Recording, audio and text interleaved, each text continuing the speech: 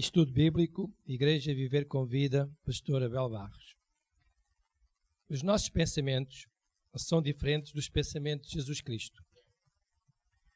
Quero dar uma ilustração em forma de história. Por volta das 3 da madrugada, um professor universitário atendeu o seu telefone e ouviu: "Aqui é o seu vizinho. O seu cãozinho está latindo e não me deixa dormir." O professor agradeceu e desligou o telefone. No dia seguinte, no mesmo horário da madrugada, o vizinho sonolento atendeu ao telefone. "Aqui é o professor. Eu só queria dizer-lhe que eu não tenho nenhum cãozinho." Além do óbvio e humor irónico contido nesta pequena história, a reação do professor nos deixa pensativos. Que tipo de pensamento teria ficado na mente daquele professor ao ponto de se dar ao trabalho de esperar 3 horas, ou melhor, esperar pelas 3 horas da madrugada para ligar para o vizinho dizendo que não tinha nenhum cachorro? O que o motivou a dar troco ao seu vizinho? Teria sido a raiva, a indignação, a vingança?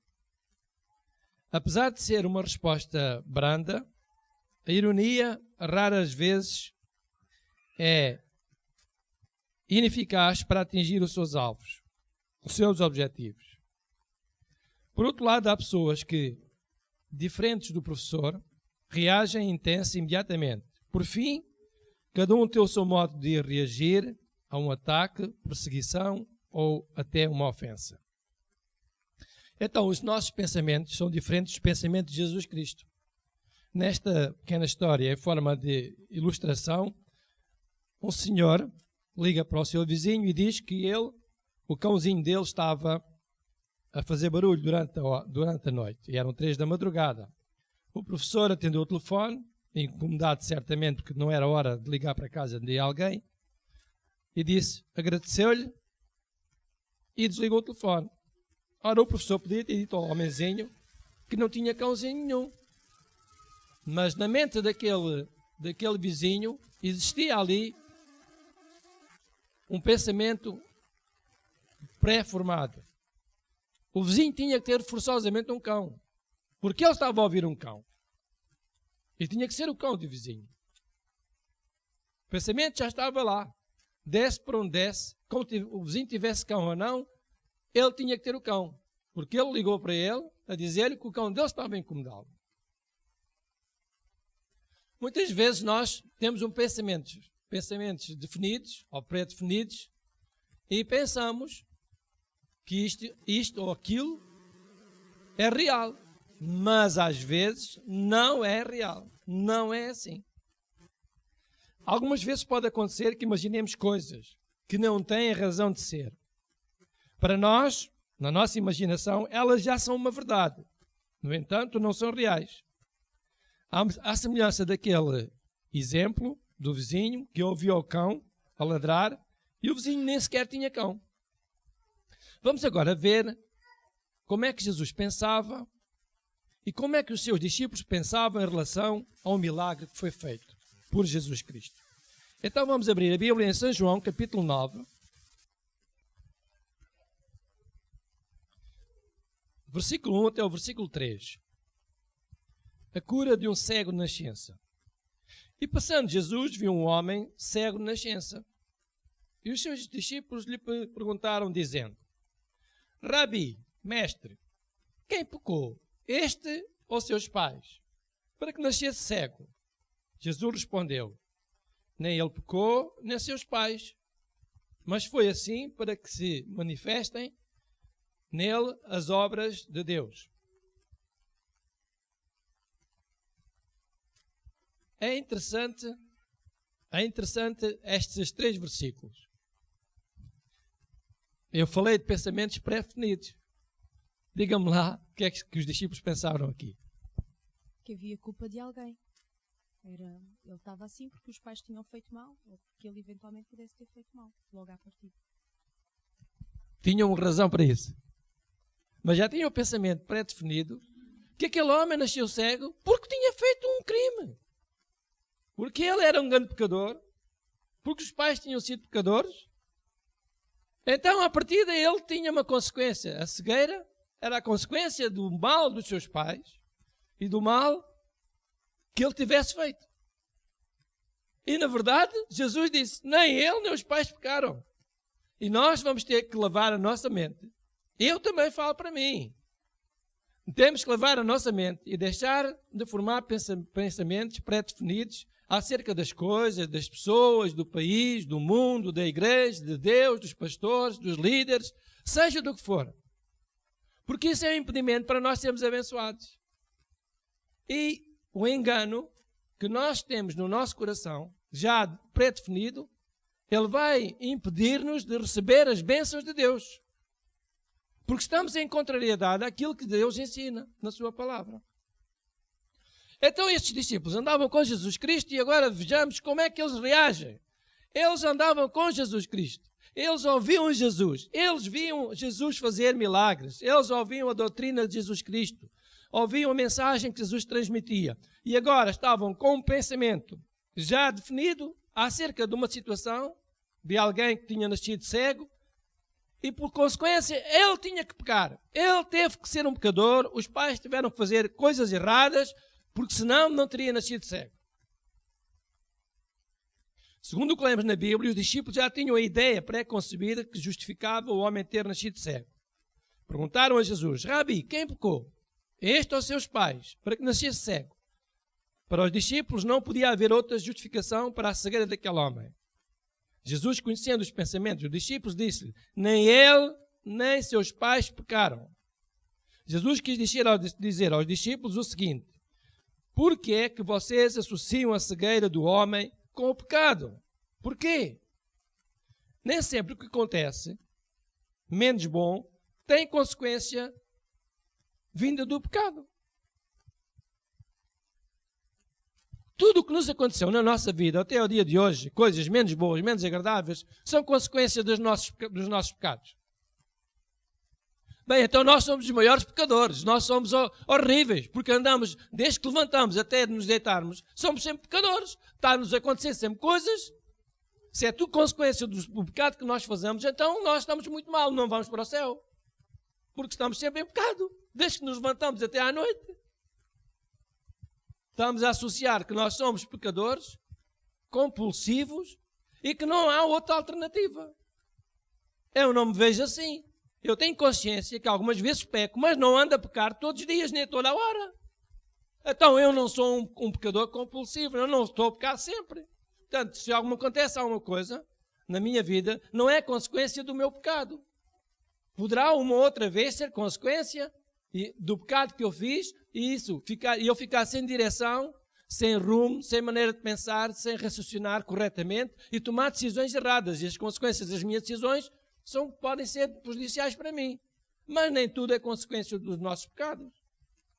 Estamos a ver aqui um exemplo do próprio Jesus Cristo, que disse aos seus discípulos que aquele homem não era cego porque ele tinha feito pecado, ou porque os seus pais tivessem sido pecadores, tivessem cometido algum pecado.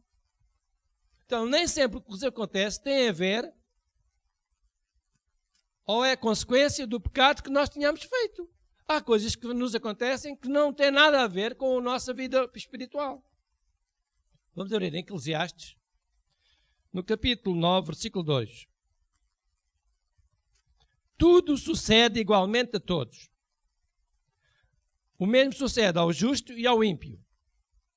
Bem, eu deduzo que uma pessoa justa é aquela que não é pecadora, ou que não está a viver pecando, ao bom e ao puro. Eu deduzo que uma pessoa que é boa e que é pura, ela não está a viver pecando. Mas a Bíblia diz que tudo acontece àquele que é bom, ao puro e ao justo. Mais uma vez, esta palavra de Deus está de acordo com o pensamento de Jesus Cristo. Jesus disse aos discípulos, os pais não pecaram, nem ele pecou. E agora temos aqui uma palavra que se encontra em Eclesiastes, capítulo 9, versículo 11, que nos diz que tudo acontece. Então, quando nos acontecer alguma coisa menos agradável, menos boa, não associemos essa consequência dessa coisa que nos aconteceu proveniente do pecado que nós tínhamos feito. Não está escrito na Bíblia que Deus lança para trás das suas costas o nosso pecado.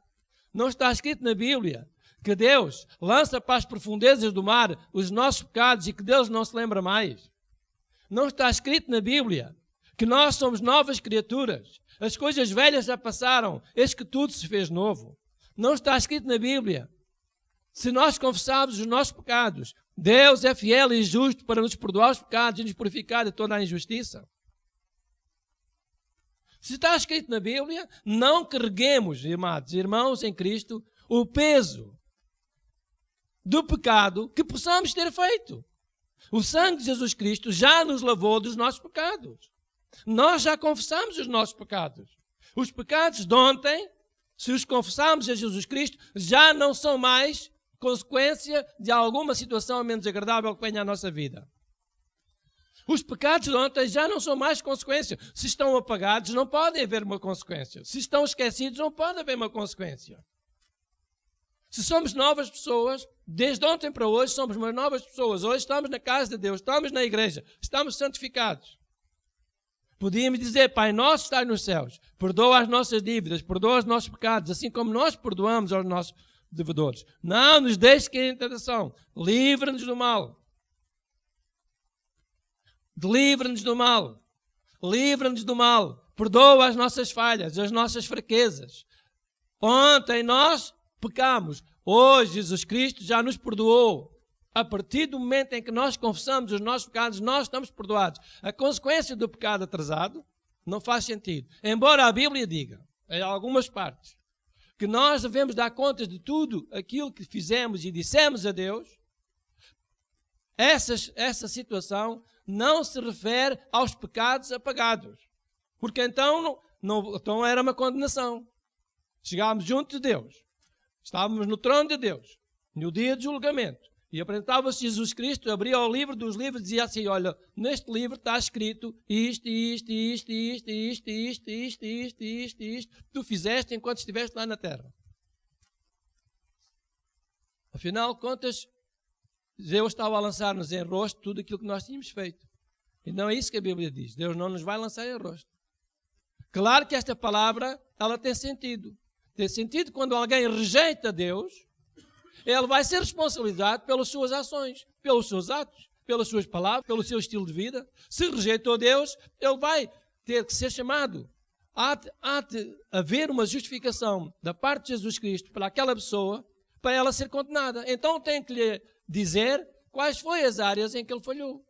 Os erros que ele cometeu e porque é que ele negligenciou Deus, nunca ligou nenhuma a Deus. Portanto, os pecados apagados, vamos deixá-los de lado e não vamos mais pensar que são consequências daquilo que nós tivéssemos feito. Quando vier uma coisa à nossa vida menos boa, não tem que ser porque nós somos pecadores ou porque nós pecamos. Acabamos de ler que tudo acontece igualmente ao bom, ao puro, ao injusto, ao que jura, ao que teme o juramento. Está tudo escrito na Bíblia. Então, limpemos a nossa mente, comecemos a pensar de uma forma diferente.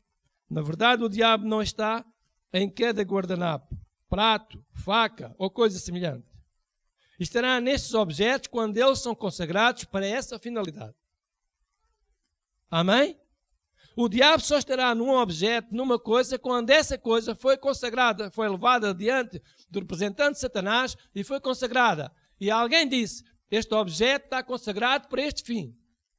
E quem usar este objeto com esta finalidade, essa pessoa fica debaixo dessa maldição. Fica debaixo desse espírito. De outra forma, não acontece nada. Eu já fui muitas vezes comer ao restaurante chinês. E, regra geral, nos pratos do restaurante chinês, tem lá o dragão. Mas sabe como é que eu faço? Para ficar livre daquela situação, eu espeto uma facada no dragão.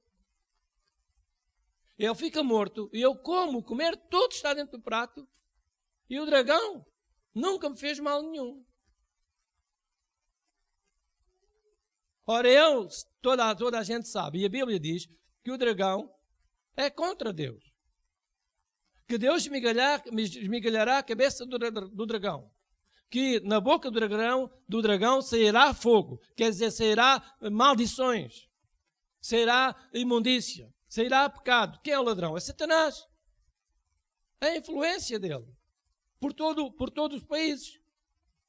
E nós estamos a ver que se nós olhássemos para um prato e estava ali uma figura de um dragão, claro que na minha casa eu não vou comprar pratos para ter lá dragões, mas por mero acaso, ou por uma situação pontual, eu vou a um sítio qualquer e tenho lá esse objeto, então era uma carga de trabalho. Se eu fosse destruir um objeto que não era meu, eu era responsabilizado.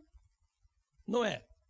Não diz a lei civil, se eu roubar alguma coisa a alguém, violar alguma coisa de alguém, estragar propositadamente alguma coisa de alguém, que eu estou a fazer um crime. Se eu chegasse agora ao restaurante chinês e partisse os pratos do restaurante, lá do dono do restaurante, eu estava a entrar a fazer um crime ou não estava? Tinha que ser punido. Então, eu não posso fazer isso. É um caso pontual. Meus amigos e irmãos em Cristo, a nossa mente tem que estar aberta, limpa. Não importa a idade que nós tivermos. Se somos mais velhos, se somos mais novos.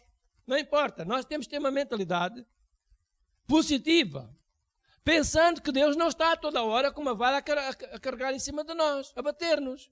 E que tudo o que nos acontece é consequência dos nossos pecados. Não é consequência dos nossos pecados. É porque nós estamos aqui, neste mundo, infestado de toda a espécie de mal. E muitas vezes estamos suscetíveis de passar por essas situações. Mas temos um escape. Se Jesus venceu, nós também vamos vencer. Ele estará connosco nestes momentos menos agradáveis que surgirem na nossa vida. Então, nem tudo é consequência do pecado. Então, vamos limpar os nossos pensamentos. Os pensamentos de Jesus Cristo não são parecidos com os nossos. Ele não pensa como nós pensamos. Não pensa. No entanto, Jesus estava em carne e osso como nós. Jesus viu as coisas de outra forma. Os discípulos estavam a ver já ali uma consequência. Aquele homem era cego porque ele tinha cometido pecado, porque os pais pecaram. A todo o tempo, eles estavam mesmo cegos, porque nem fazia sentido a pergunta que fizeram a Jesus Cristo. Porquê? Porque eles perguntaram a Jesus: quem é que pecou? Este ou seus pais?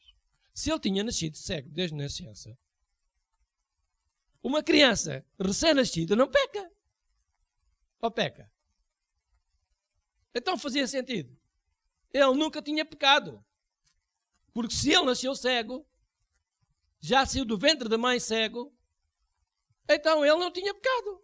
Portanto, a pergunta que fizeram a Jesus não fazia sentido. Porque a mente dele estava bloqueada. Eles só veem o mal. É consequência. Ele é aquilo, a causa daquilo.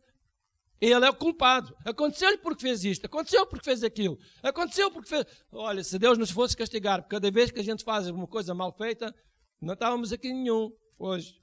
Não estava aqui ninguém. Aliás, nem existia pessoas. Não existia pessoas. Temos consciência que nós fazemos muitas coisas erradas. Dizemos muitas coisas erradas. Falhamos muito. Pode ser que a consciência não o acuse de algo errado. E se for este o caso, porque é que aquilo que possa ter acontecido tem como princípio o nosso pecado?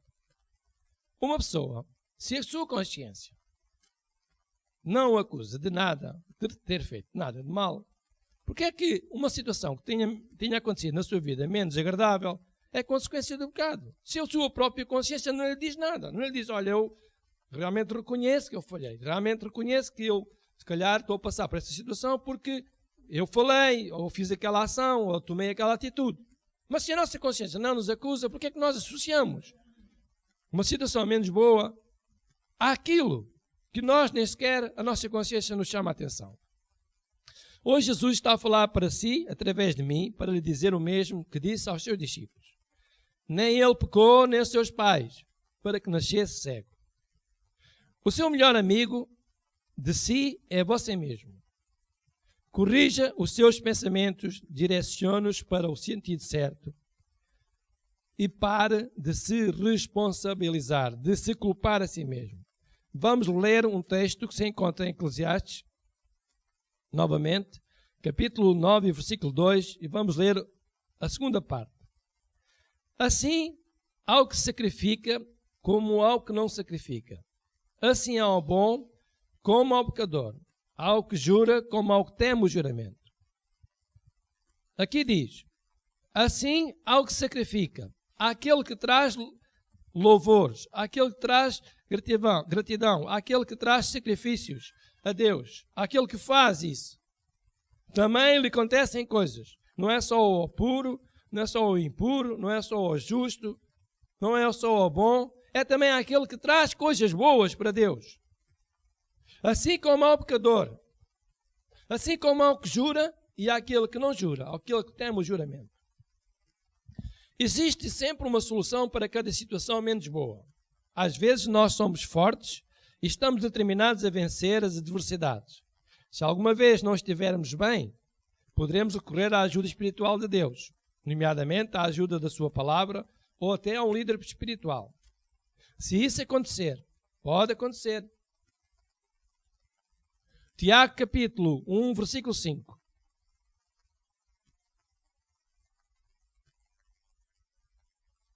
Se algum de vós tem falta de sabedoria, peça a Deus que a todos dá e não lança em rosto.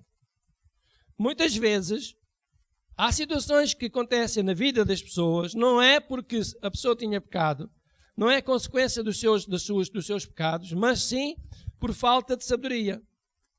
Amém? Temos consciência disto.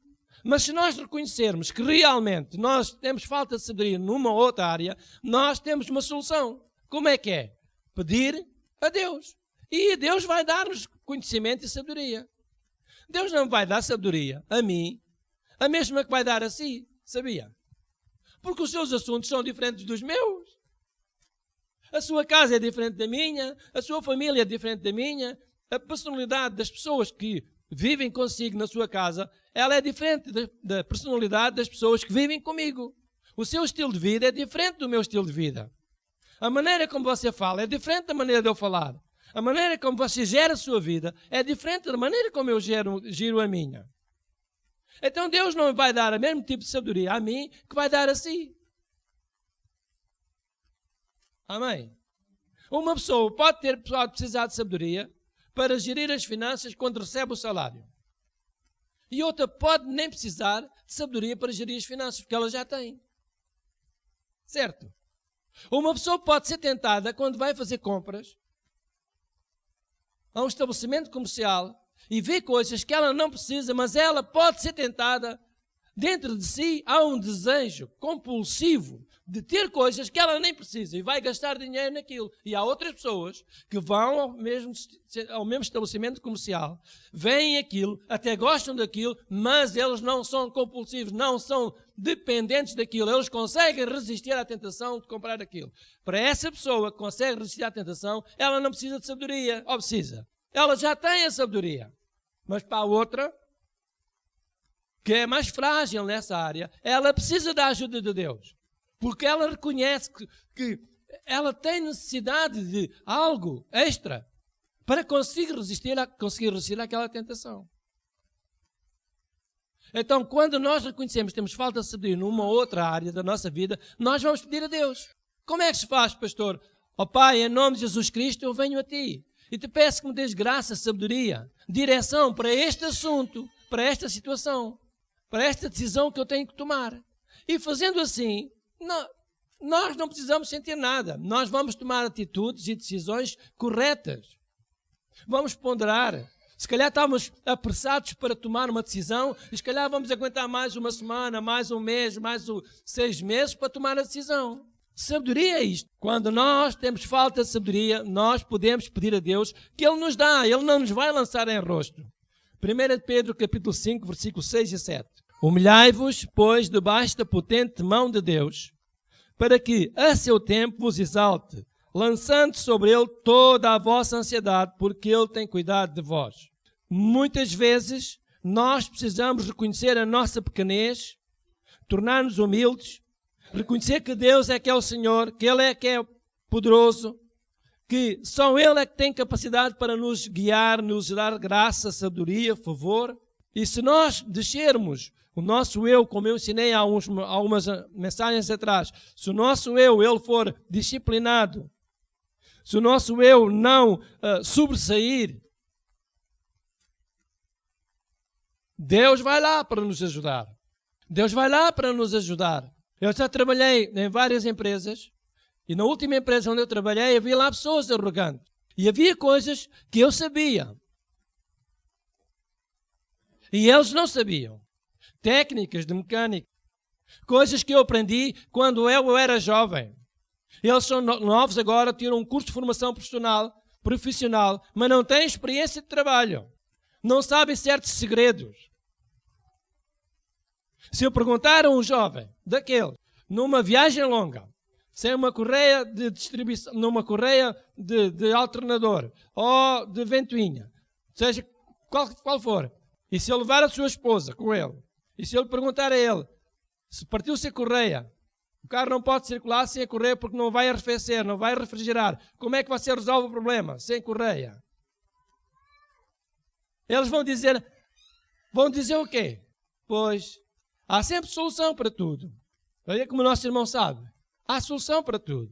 Usa-se uma meia, se o senhor tiver meias, vamos usar uma meia. Se não for uma meia, é uma camisola, uma coisa há de ser. Vá perguntar isso a um jovem que tira uma formação num centro de formação profissional e ver se ele sabe. Não sabe. Antigamente os carros a gasolina usavam platinados, condensador. A maior parte das vezes os carros não funcionavam por causa do condensador. Haveria o condensador. Estamos num sítio que não há hipótese de ter um condensador, mas temos uma saca de batatas dentro do carro. Como é que a batata substitui o condensador? É exatamente igual. É só tirar o fio, espetar o fio na batata e pôr lá a batata segura com o cordel. Pois, são segredos que a gente aprende. Técnica. Quando nós não somos humildes, quando nós não queremos descer do nosso orgulho, ele é arrogante. Nós somos arrogantes. Achamos que ninguém sabe mais que nós. Nós somos os melhores, não temos a ajuda de Deus. Deus está lá para nos ajudar. Deus está sempre pronto, de mão estendida. Mas é se nós quisermos. Se nós não quisermos, Deus não nos pode ajudar. Então, meus amados irmãos em Cristo, vamos mudar o pensamento. Nem tudo o que nos acontece é consequência das nossas más decisões, do nosso pecado. Já vos ensinei, já vos disse que Jesus Cristo já nos purificou de todos os pecados. Isaías capítulo 105, versículo 24.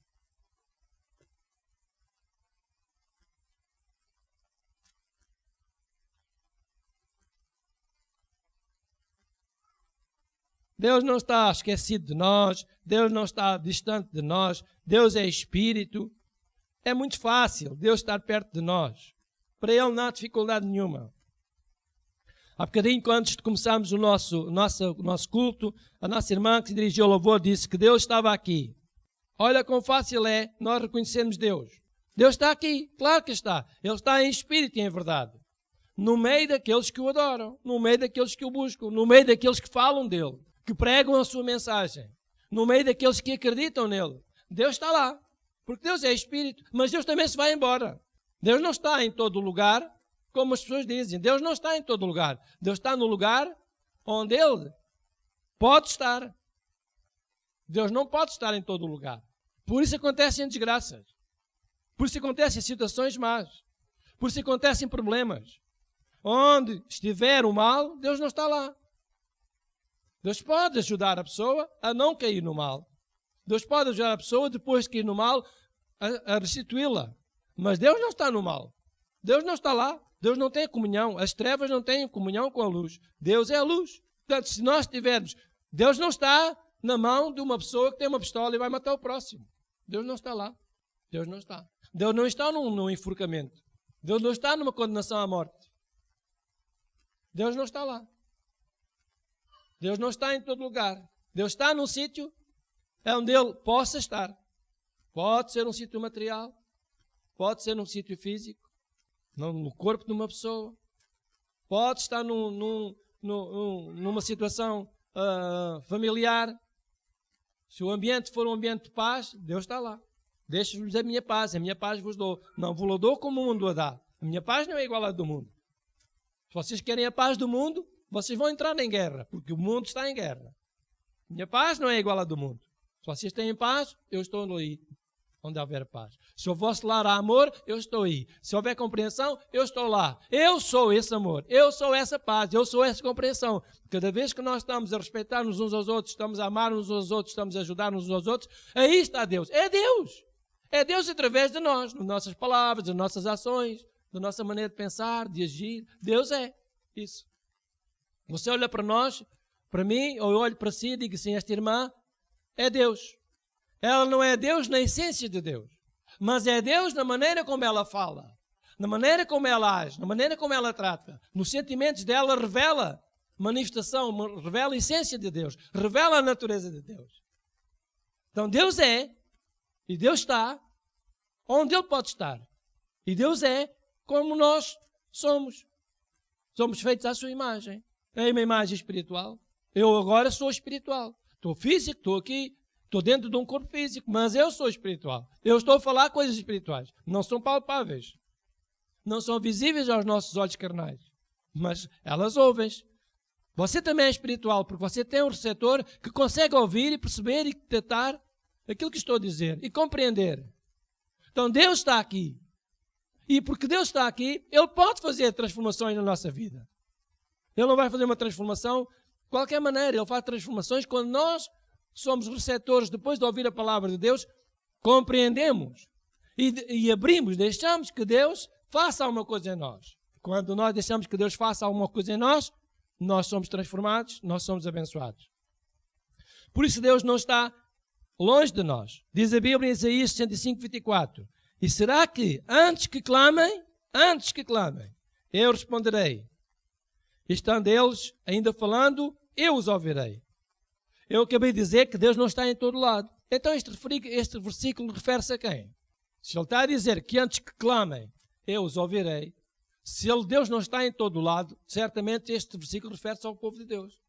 E não aos incrédulos, não aos injustos, não aos pecadores. Não há aqueles que estão longe de Deus, não há aqueles que negam Deus. Deus não está nas suas orações, nas suas petições. Deus nem sequer vai responder. Deus nem sequer os ouve. Deus está com o seu povo. Deus está com aqueles que o buscam, com aqueles que o amam, com aqueles que se esforçam por fazer a sua vontade.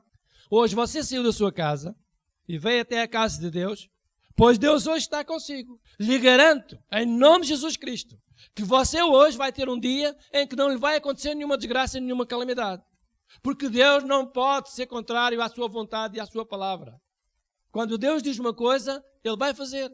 Se buscares em primeiro lugar, tudo o resto será acrescentado. Mas que resto? Você vai sair da casa de Deus, da casa de oração, e vai fazer uma série de coisas hoje durante o dia inteiro.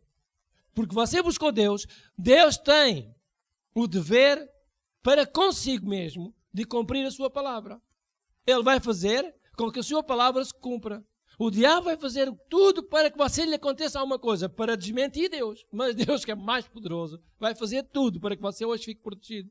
Para que não tenha acidentes, para que não tenha desgraças, para que não tenha situações desagradáveis, para que não fique doente, para que não lhe aconteça nenhuma situação menos boa. Deus está no controle. Ele vai a dar ordem aos seus anjos a seu respeito para o guardar em todos os seus caminhos. Em todos os seus caminhos.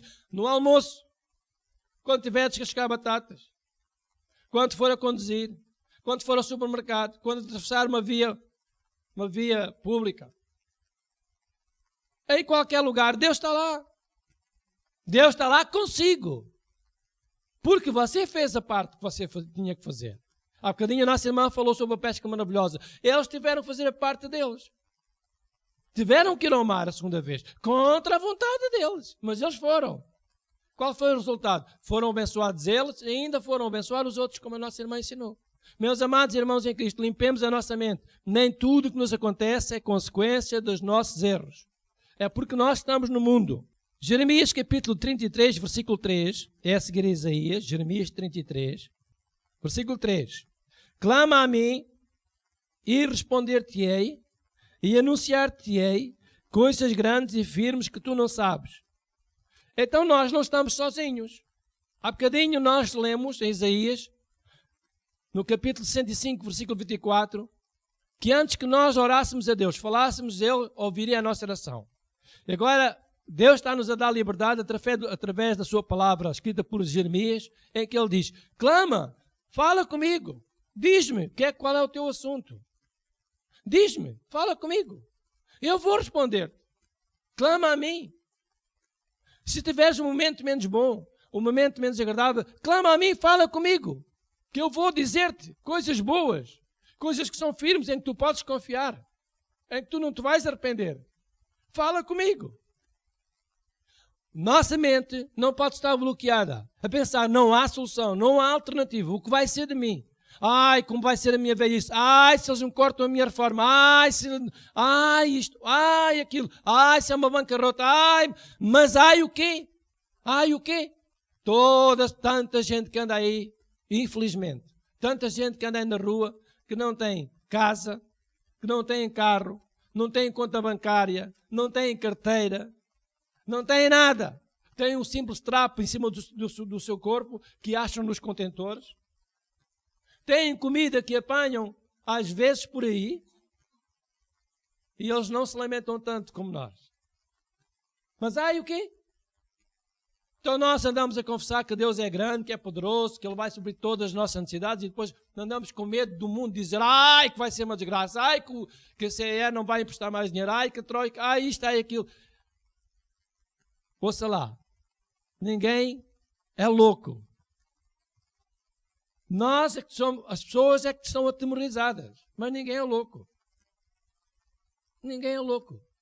Os que emprestam dinheiro não são loucos e os que pedem dinheiro também não são loucos. Ele sabe o que andam a fazer. Como é possível uma pessoa estar a dizer que o governo está mal e quer ir para lá? Se eles não têm dinheiro, se este não tem dinheiro fazendo os sacrifícios todos, como é que os outros conseguem fazer com os postos por lim-pim-pim, fazer aparecer dinheiro para pagar as outras despesas? Querem ir para o governo fazer o quê? Eu não estou a defender governo nenhum, nem política nenhuma, só estou a dizer que o mundo é assim. O mundo é assim. Com tanta austeridade, tantos impostos, tanta carga sobre as pessoas, não chega ao dinheiro. Como é que agora o outro partido vai lá e dizer que foi para o governo, que não é assim, que não é daquela maneira, não é nada. Se os outros lá de fora não emprestaram dinheiro, como é que era? Igualzinho, não muda nada, ainda fica pior. Para pior já basta assim. Portanto, meus amigos, o mundo está assim, o mundo está num caos. Deus está-nos a dizer, não confies no mundo, não confies nas riquezas, não confies nessas coisas. Olha para mim e sereis, olhai para mim e sereis salvos, diz o Senhor. Olhai para mim, pondo a vossa confiança em mim. Se nós pusermos a nossa confiança em Deus, Deus vai abrir sempre uma porta, um escape. Ele sabe como é que há de fazer. Nós não sabemos, nós nem vimos, mas Ele sabe como é que há de fazer. Ele é o Senhor, Ele é que é o conhecedor de todas as coisas. Nada acontece sem seu conhecimento. Jesus Cristo está interessado em que você vença e mude os seus pensamentos negativos a seu respeito e comece a falar positivamente a seu favor. Jesus deseja que tudo lhe vá bem. Ele orou, dando-nos essa indicação. Jesus orou a nosso favor e disse assim, João 17, versículo 15, eu não peço que os tires do mundo. Jesus não está interessado em que você parta para a eternidade. Mas Jesus disse uma coisa muito interessante. Eu não peço que os tires do mundo, porque, pronto, para eles ficarem livres do mal, tinham que sair daqui. Jesus disse, eu não peço que os tires do mundo. Se eles estão no mundo, terão lá no mundo o tempo que tu entenderes que for o tempo da sua vida. Mas uma coisa eu te peço, é que os livres do mal, porque eles estão lá no mundo há mal. Qual é o interesse de Jesus Cristo para nós? É que nós estejamos mal. Até ele fez uma oração a Deus. Deus ouviu todas as orações de Jesus Cristo, todas. Não houve uma que Deus não ouvisse. Jesus estava diante de Lázaro, que estava morto. Jesus disse assim, Pai, graças te dou, porque eu sei que sempre me ouves. E ouviu. Lázaro ressuscitou. Todas as vezes, todas as orações de Jesus, Deus ouviu todas as orações. Será que Deus não ouviu esta oração de Jesus acerca dos seus discípulos, do seu povo? Eu não peço que os tires do mundo, mas que os livres do mal. Portanto, não, quem quer morrer não me venha dizer que quer morrer. Está contra a vontade de Deus. Deus não quer que você se vá embora. Deus não quer. Deus não quer. Deus não quer que você e eu partamos. Quando chegar a nossa altura, nós vamos, certo? Ou então vamos fazer um contrato aqui. Você vai já dar-me 2.000 euros para o seu caixão. Entrega-me o dinheiro na minha mão. Dá-me o dinheiro para a minha mão para eu pagar o caixão. Quando quiser morrer, pode morrer. Pode ser? Não querem assim? Então, qual é a pressa de morrer? Não tenha medo que eu não fique com o dinheiro. Você tem que ser enterrado. Se não quer gastar o dinheiro, porque é que há de estar a pensar que vai ser uma desgraça, que vai ser um problema, que vamos morrer, que vai ser isto, que vai ser aquilo? Não vai acontecer nada. Deus está no controle, Deus sabe todas as coisas, Deus é bom, Ele é poderoso, Ele gosta de si, Ele gosta de mim, Ele nos ama e Ele está desejoso que nós vençamos o mundo. Ele nem sequer quer que a gente se vá embora. Ele diz, eu não peço que os tires do mundo, mas que os livres do mal. Temos a ajuda de Deus. Deus vai livrar-nos de todo o mal. Amém, irmãos? Deus é capaz de nos livrar do mal, independentemente da situação que possa ter acontecido ou venha a acontecer. O cego era cego desde a nascença. Uma coisa grave. No entanto, Jesus livrou-o da cegueira. Pode ser que surja uma situação menos boa, menos agradável na nossa vida, mas se mudarmos de pensamento negativo para pensamento positivo, a situação irá modificar-se. Quero dar o último exemplo. Uma mulher com fluxo de sangue dizia, Marcos 5, 25 a 29. Certa mulher que havia 12 anos tinha um fluxo de sangue e que havia padecido muito com muitos médicos e despendido tudo quanto tinha, nada lhe aproveitando isso. Antes, ainda pior, ouvindo falar de Jesus, veio por detrás entre a multidão e tocou na sua vestimenta. Porque dizia, se tão somente tocar nas suas vestes, sararei. E logo se lhe secou a fonte do seu sangue e sentiu no seu corpo estar já curada. Certamente que esta mulher teve quem a desmotivasse para não ir ter com Jesus. No entanto, ela tinha um pensamento positivo definido que iria ser curada. Ela não questionou quais eram as causas da doença, se a culpa era dela ou do país, da família. Ela não ficou amarrada a esses pensamentos negativos que não a levavam a lado algum. Ela já tinha experiência suficiente na área negativa, porque os médicos já lhe tinham dito que não havia cura. E o seu dinheiro tinha acabado, já não havia solução. Ela tinha mais que experiência negativa para estar agarrada a um pensamento negativo. Ela podia pensar assim, bem, os médicos, já gastei tudo o que eu tinha com os médicos. Não fui a melhor, não foram capazes de curar, não há nada a fazer, estou condenada, vou morrer. Ela limpou aquele pensamento da cabeça dela. Ela disse, eu não vou aceitar isto. Eu não vou aceitar. Os médicos são médicos. Isto para as pessoas que têm doenças que são graves. Não aceite isso como a última finalidade na sua vida. Se acontecer isto, não aceite isso. Os médicos diziam, não há solução. Pois é aí que entra Deus. Amém? É aí que entra Deus. Ela não aceitou. Aquela mulher não foi curada por Jesus Cristo. Ela curou-se a si mesma. Não foi Jesus Cristo que a curou. Ela curou-se a si mesma. Porque ela já estava pré-curada.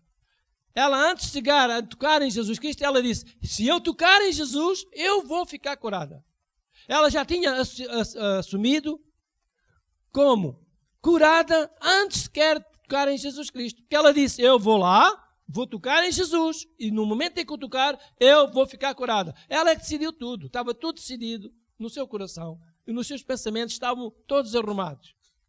Eu vou entrar entre a multidão.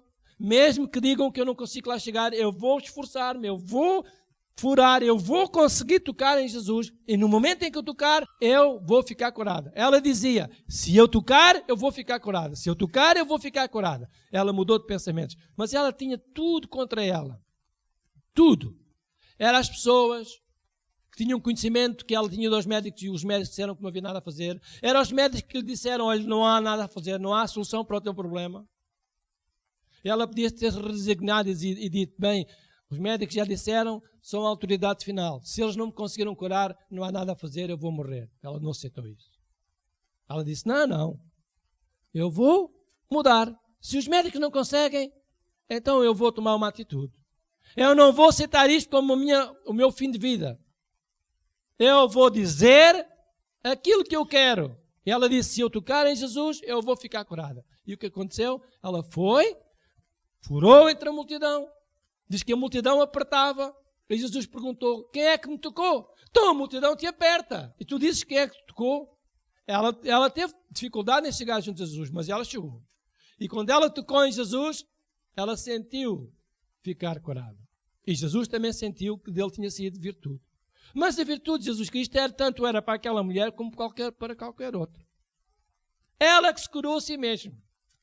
Porque ela disse, se eu tocar, eu vou ficar curada.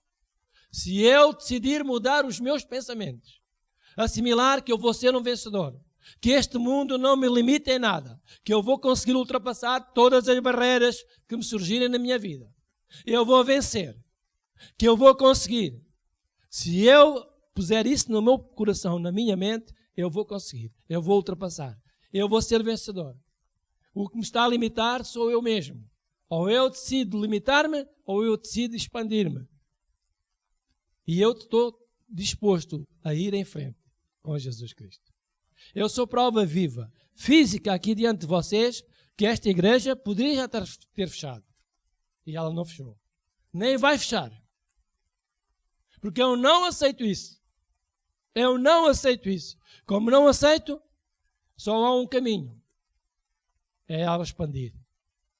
Porque se é a vontade de Deus, nós vamos em frente com a vontade de Deus. Amém, irmãos? Então, para nós não há limitações. Para o povo de Deus não há limitações. E a solução para as adversidades está na nossa mente. Não depende de Deus, nem depende de Jesus, depende inteiramente de nós. A solução para todas as adversidades que possam surgir está em nós, está na nossa mente. Não depende de Deus, nem depende de Jesus Cristo, depende inteiramente de nós. Quanto a Deus e à sua palavra, o veredito é: amado, desejo que te vá bem em todas as coisas e que tenhas saúde, assim como bem vai a tua alma. O que Deus está a dizer, como autoridade final para a sua vida e para a minha, é: eu desejo que te vá bem. E depois ele diz abertamente quais são as áreas. Em todas as coisas. E ainda ressalta com uma frase: e tenhas saúde. Se estavas a pensar que é só na área material, também é na área física. E que tenhas saúde. E não só saúde, também as tuas emoções, elas estejam aquietadas. Elas estejam em sintonia. Assim como vai bem a tua alma. Deus deseja que todos nós estejamos bem, desde a planta do nosso pé até aos nossos cabelos. Deus deseja que tudo nos vá bem. Portanto, se Deus deseja, nós vamos ter que interiorizar isso e pôr isso no nosso coração e na nossa mente. Que Deus quer o nosso bem, que Deus não quer o nosso mal. O melhor está preparado para si. Amém? Veja lá se consegue dizer isso para si. O melhor está preparado para mim. O melhor está preparado para nós. Não importa nada. Eu lembro do meu filho, o Ruben, toda a gente lutava contra aquele moço. Ele disse, eu não vou ficar limitado. Toda a gente. Mas ele saiu ao Pai. Não se deixa limitar. Ele não é um vencedor, ele é mais que vencedor. Ele não está bem, ele está mais que bem. Porque ele nunca se deixou limitar. O meu irmão, toda a gente dizia, já não vai conseguir. Onde ele andou, os caminhos que ele andou, já está amarrado, já não há nada a fazer. Para um grande pecador, um grande salvador. Onde superabunda o pecado, superabunda a graça de Deus. Hoje ele é um homem de negócios, bem-sucedido, tem tudo e mais alguma coisa. Os filhos, a casa, os bens, a família, tem tudo. Por quê? Porque ele virou-se para Deus. Quando nós nos viramos para Deus, ninguém perde.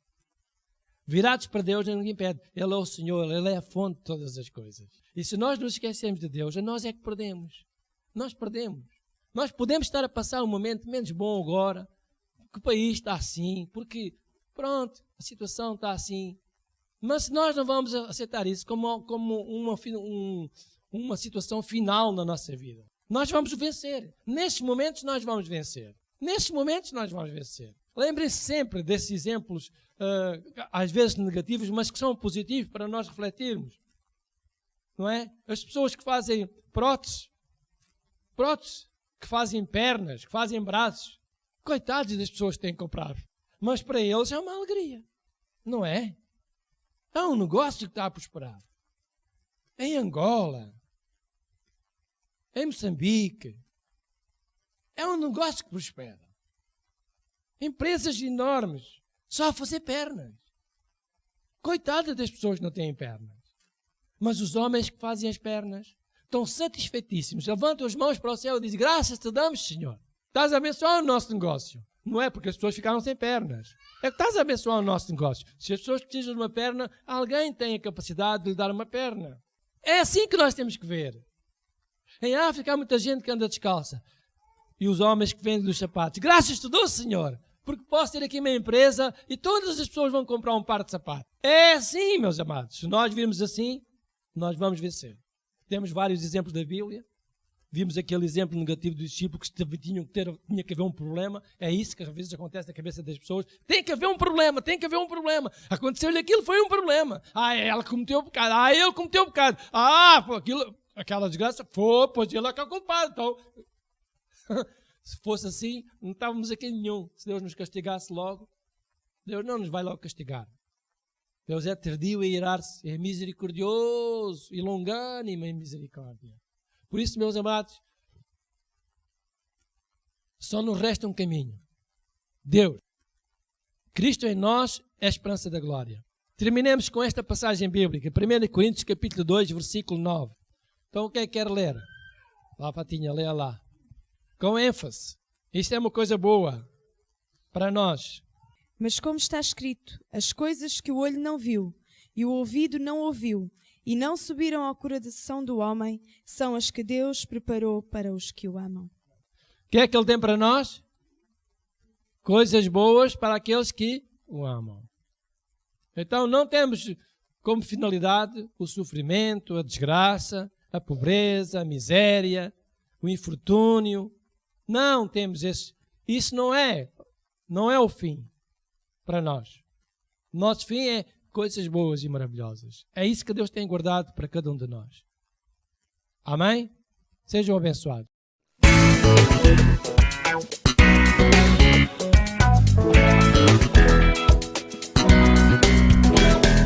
Eu já venci, em nome de Jesus, que morreu por mim na cruz. Eu vou andar na sua luz.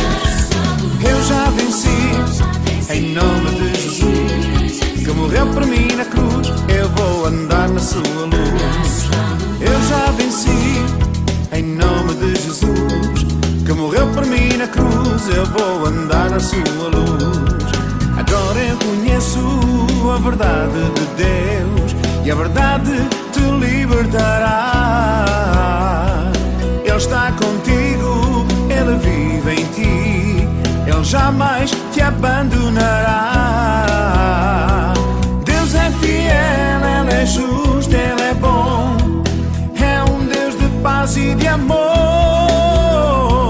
libertador à raiz de Davi, leão de Judá. É Jesus, é Jesus, é Jesus. Eu já venci, em nome de Jesus, que morreu por mim na cruz. Eu vou andar na sua luz. Eu já venci, em nome de Jesus, que morreu por mim na cruz. Eu vou andar na sua luz. Agora eu conheço o Filho de Deus e o Filho já me libertou. Ele está comigo, Ele vive em mim, com seu sangue Ele me comprou. Deus é fiel, Ele é justo, Ele é bom, é um Deus de paz e de amor, libertador à raiz de Davi, leão de Judá. É Jesus, é Jesus, é Jesus. Eu já venci, em nome de Jesus, que morreu por mim na cruz. Eu vou andar na sua luz. Eu já venci, em nome de Jesus, que morreu por mim na cruz. Eu vou andar na sua luz.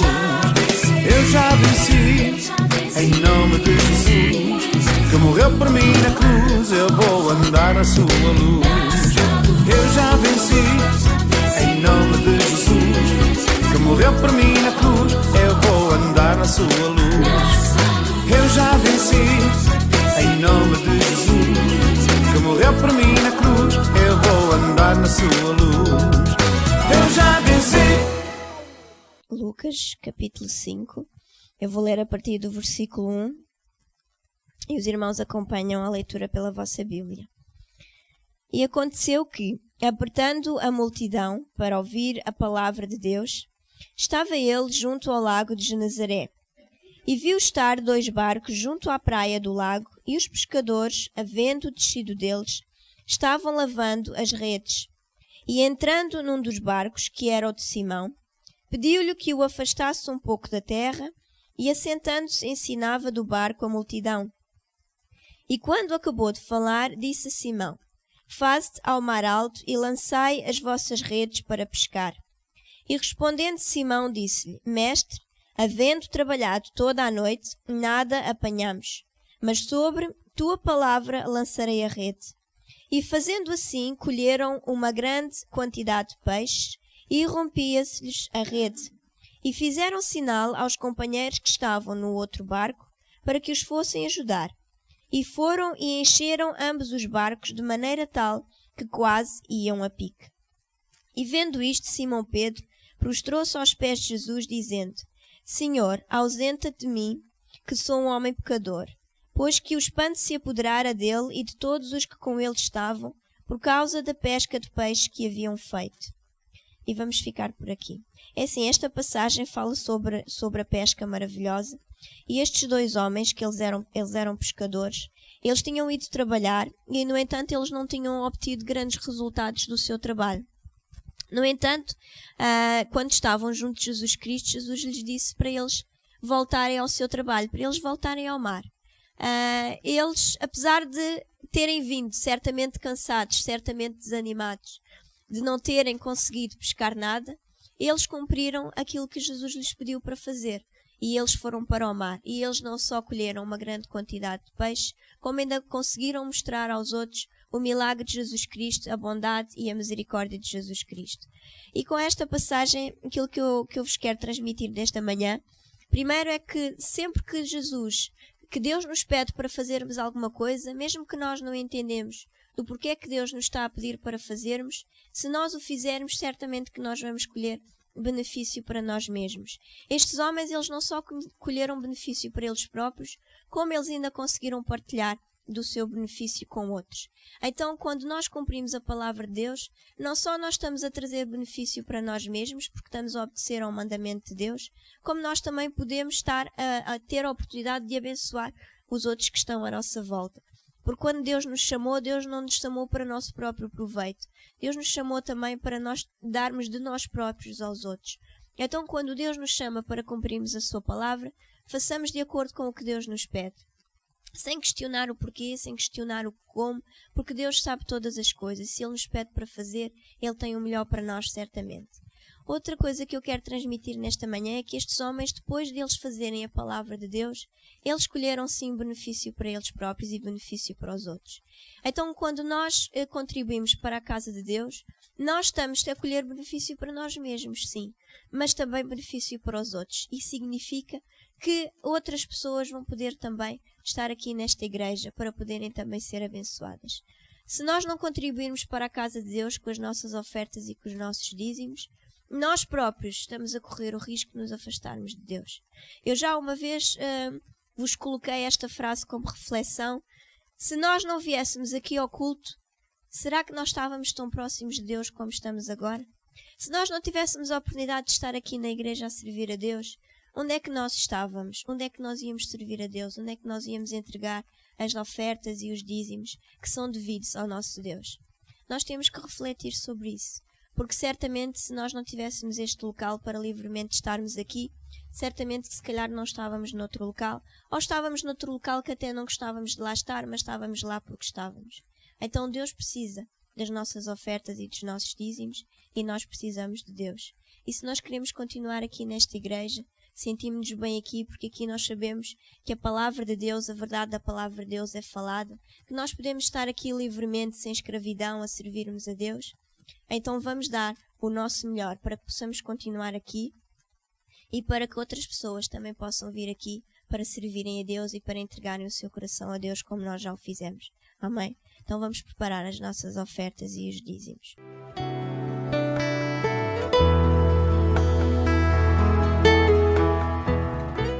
Ó Pai, eu te agradeço, Senhor, por nós podermos estar aqui nesta igreja, para te servirmos, Senhor, e com gratidão do nosso coração nesta manhã, Senhor. Nós te entregamos as nossas ofertas e te entregamos os dízimos, Senhor, sabendo que tu irás dar sabedoria a quem as vai administrar, Senhor, para que sejam usadas de acordo com a tua vontade, em nome de Jesus.